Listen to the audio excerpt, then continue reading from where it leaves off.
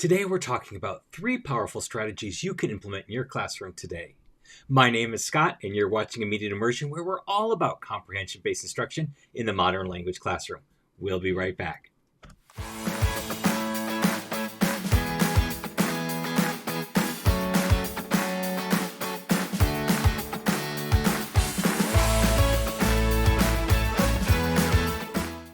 Comprehensible input is the cornerstone of effective language acquisition. It's all about delivering language that students can understand, even if it's just a little beyond their current level. CI provides the brain with the necessary data to acquire a new language naturally and efficiently. It allows for your brain to actually make a map of how it thinks the language works, and as it hears more input, it's constantly redrawing that map to apply those new things it's learned. Think of it as a fuel for your language acquisition engine.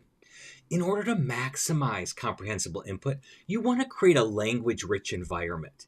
You want to surround your students with the target language, use visuals, gestures, and props to make the language comprehensible and engaging. You want to try to speak as much as possible in the target language while still making it comprehensible for your students.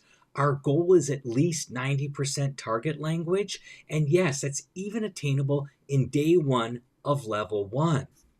Another way to make the classroom more comprehensible and immersive is in your classroom decor. Label classroom objects in the target language. You can use posters, infographics, and student-created artwork to reinforce vocabulary and concepts.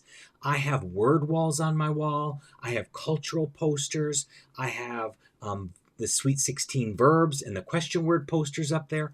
All of this immerses my students in the target language every single day.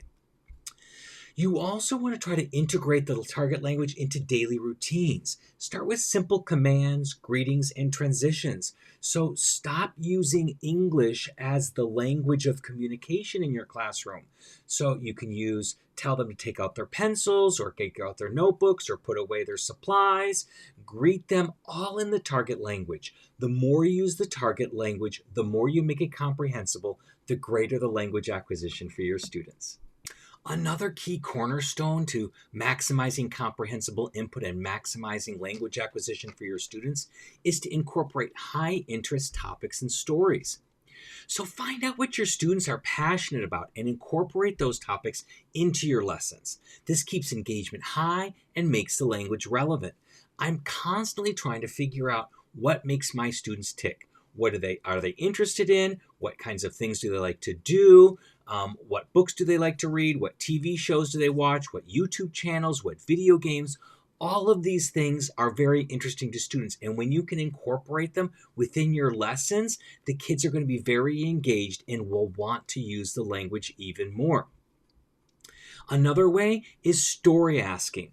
You want to use compelling stories to introduce new vocabulary and grammar in context. And the difference between storytelling and story asking is you as the teacher are asking leading questions to flesh out a story so that each class has their own particular story, even if the framework is the same for all of them. This makes the stories more memorable and provides greater engagement because the story is co-collaborative with students. It's not your story, it's our story, and it provides a natural way to recycle language.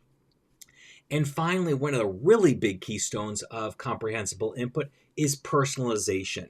You want to create content and stories and conversations that involve your students.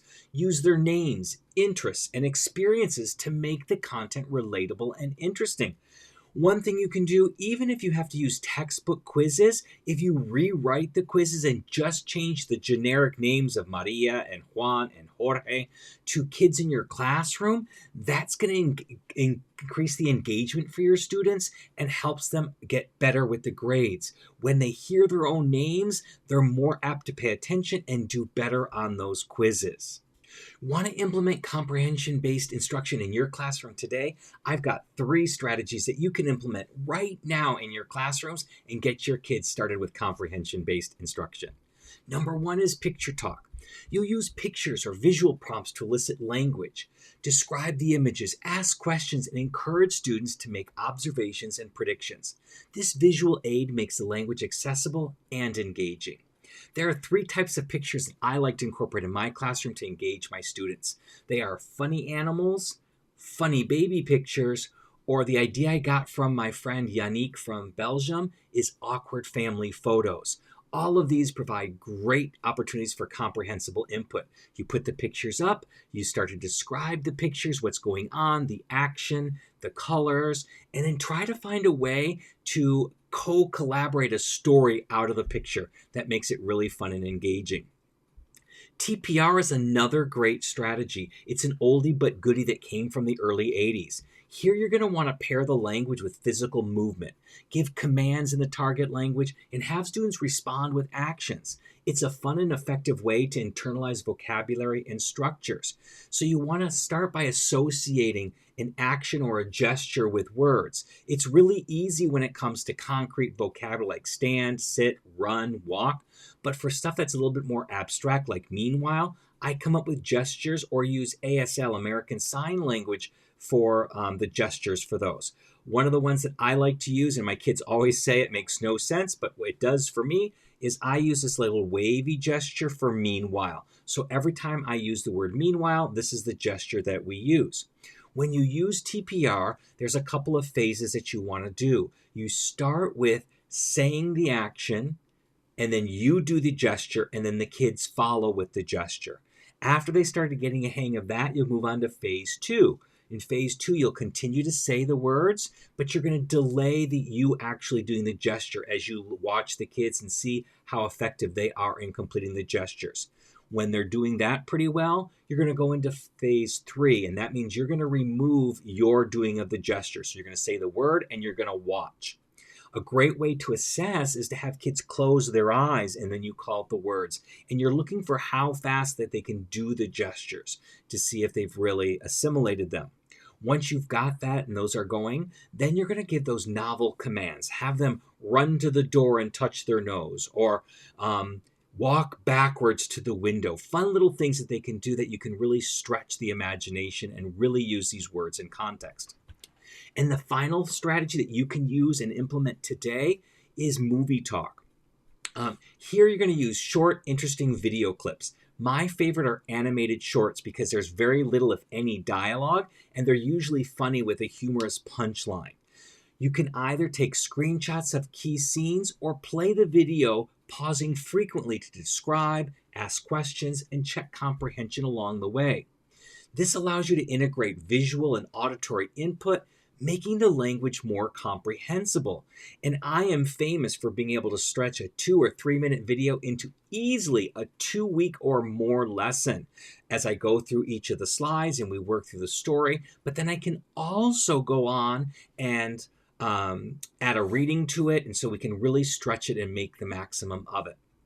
Now, if you want to learn more about any of these strategies, you'll want to check out our CI Summer Camp at mm.us/summer camp. Here we go over all the basics of implementing comprehensible input in your classroom, and you'll learn a lot more about these particular strategies. Now that you've implemented comprehensible input in your classroom, the next step is to assess and adjust.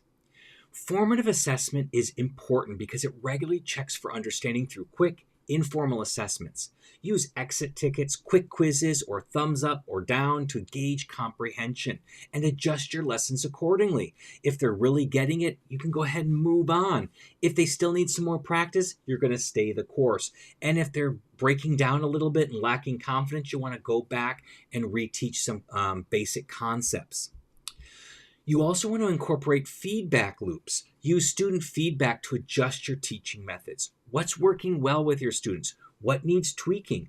Adapt your approach based on what your students need. I like to implement this in reflection questions. So I ask weekly reflection questions to see how the instruction's going and where my students are at. It gives me a lot of feedback how to adapt for these particular students. And lastly, you want to reflect and iterate. Teaching is a dynamic process, so you want to reflect on what's working and what isn't. And don't be afraid to try new strategies or adjust your approach. So after you've completed a lesson at the end of a day or at the end of the week, reflect on what you did. Talk about what you've done well, what worked well for you, what worked well for your classes, and what might need to be tweaked for next time. Continuous improvement is the absolute key to success.